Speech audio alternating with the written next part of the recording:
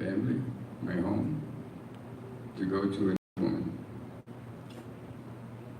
We were married 20 years, and in that 20 years, the second year, and I can remember taking a shower, and what I heard is that I got the same set of problems I had in the last marriage. I'm the only common denominator. I knew it was me.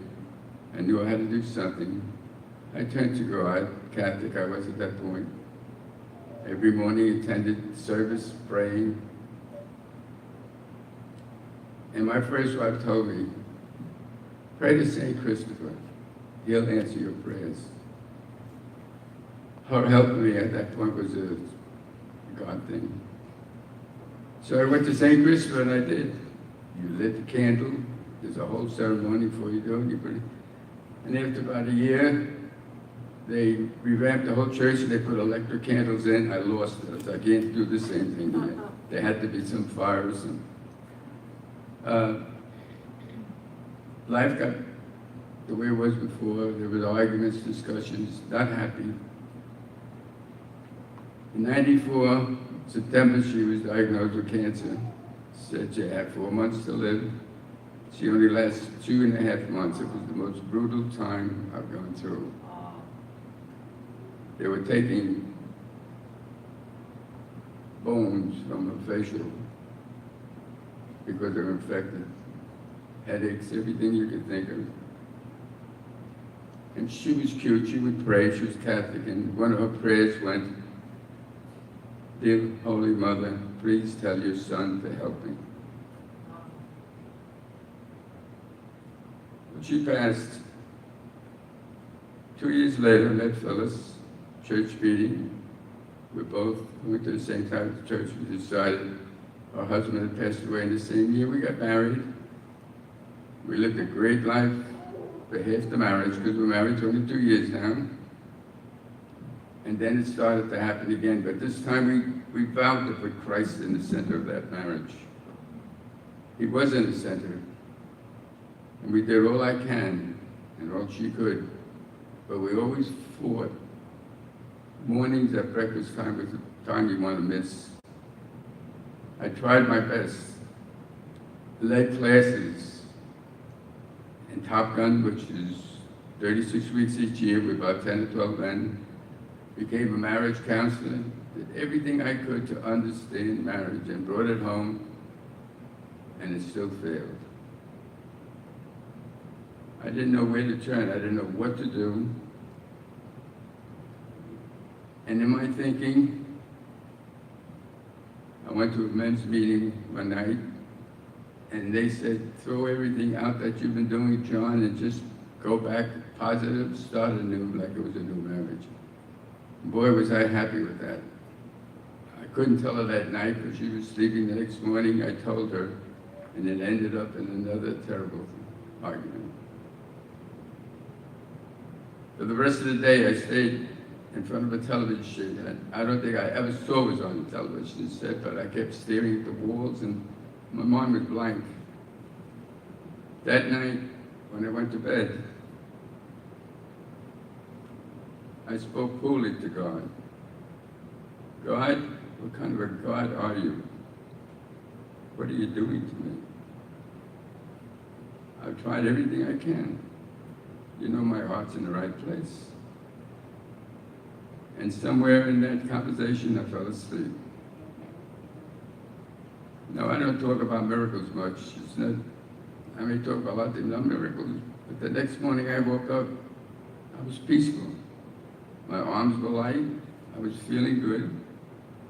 I said, what could this be? Back in front of the television set, staring around for half the day, and I said, whatever it is, I feel good, let me take advantage of this. From that moment on, Phyllis and I have had one beautiful marriage.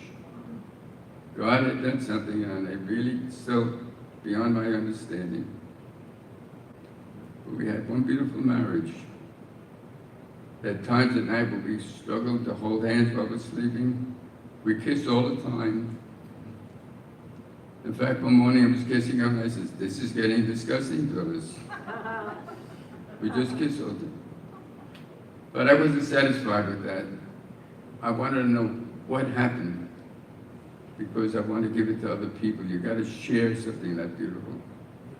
And I look back, and I remember talking, and someone asked me a question at a meeting. There were 12 men, and I gave the answer.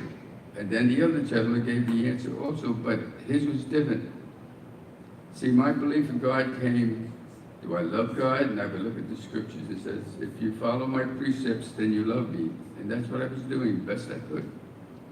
But when he answered, there was love in his voice. There was passion in his voice. I said, what has he got that I don't have? I met with him. We sat, we talked. And then, being with this flavor that I needed to know, I go in Panera's, and who do I see? Pastor Ken at a table with his goatee and jacket, and he had what is that man doing? But there was books on the table, there were people learning. So I approached and I said, what are you teaching? When he told me, I said, yes, can I come? On television, there was a preacher. I heard what he was talking about. I said, Phyllis, please order that DVD for us. Well, she went to the phone and she didn't order that, she ordered the whole series. The whole series. The series and what Pastor Ken is teaching is exactly what I was looking for. Now you gotta know that's under the word of miracle. That's not me doing it. I didn't know it. Because what happened in that teaching, I realized the whole world and everything we're doing is about him. Everything is about him. Everything that I could think was about him. And I was happy with Phyllis. And I've now turned to take that story to the different groups I'm involved with. One man, which is my closest Christian friend, has gone through a terrible 6 months. And in 2 months, I'm showing him the DVDs and sharing the books that Pastor Ken has given me. He's changed, turning around. Another group of 15 men that we bring. This I gotta say, because it's kind of funny. It's a big house, about $3 million house. And I had a DVD and I couldn't find where the DVD would go. And the owner came back and says, oh, here. And he brought us into a room that was tremendous with a big screen. And I said, this is classy. But we're going in there. After 3 weeks, I'm saying 3 weeks, instead of the men talking about the problem with their wives and financial and their health and all, they now do nothing but talk about God. There is not a complaint in the whole room. So this is my part of my story now. I will continue bringing that word to everybody I see. There's so many people that are hurting that still don't understand we do not have the power.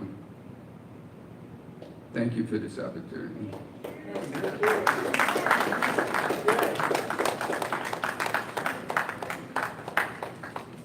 Thank you, President. Thank you very much. And just going to plug in the juice here. And let's see, Christine is going to sing. Okay, I don't know if I can pause these things. This is a copyrighted song.